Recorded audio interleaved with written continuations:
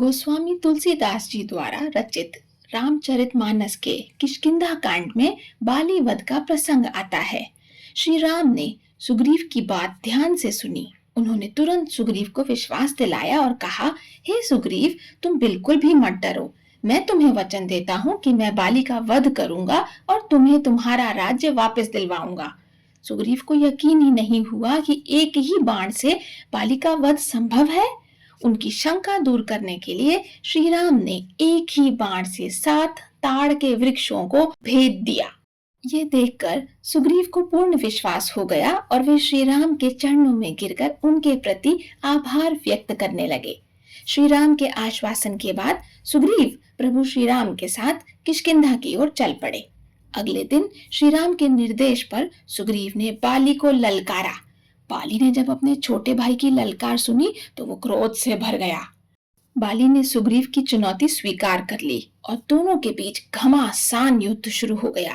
दोनों भाई एक जैसे दिखते थे, जिस कारण श्री राम को यह पहचानने में बड़ी कठिनाई हुई कि बाली कौन है और सुग्रीव कौन। इस दुविधा के कारण श्री राम ने अपना बाण नहीं चलाया। युद्ध में बाली ने सुग्रीव को बुरी तरह परास्त कर दिया।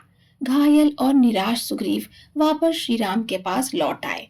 उन्होंने श्री राम से कहा, हे कृपालु रघुवीर, मैंने तो आपसे पहले ही कहा था कि मेरा भाई बाली भाई नहीं काल है।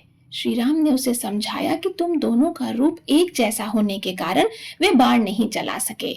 फिर श्री राम ने सुग्रीव के शरीर को हाथ से स्पर्श किया, जिससे उसका शरीर वज्र के समान हो गया और उसकी सारी पीड़ा चली गई। इसके बाद उन्होंने सुग्रीव को एक फूलों की माला पहनाई ताकि वे दोनों में आसानी से भेद कर सकें। सुग्रीव ने एक बार फिर बाली को युद्ध के लिए ललकारा। इस बार बाली और भी अधिक क्रोधित होकर बाहर आया। दोनों में फिर से भीषण युद्ध होने लगा।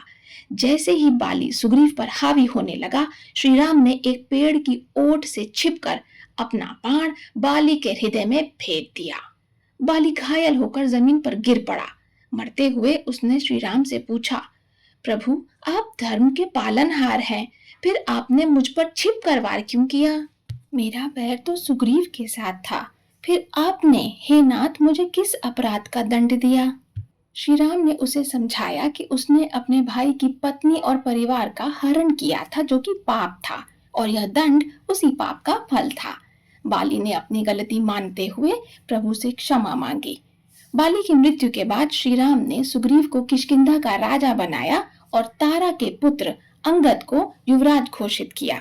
इस प्रकार श्री राम ने अपना वचन पूरा किया और सुग्रीव को उसका राज्य और सम्मान वापस दिलाया।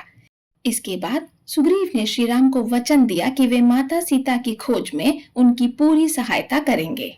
आगे की कथा जानने के लिए हम फिर मिलेंगे। तब तक जपते रहिए। जय श्री राम।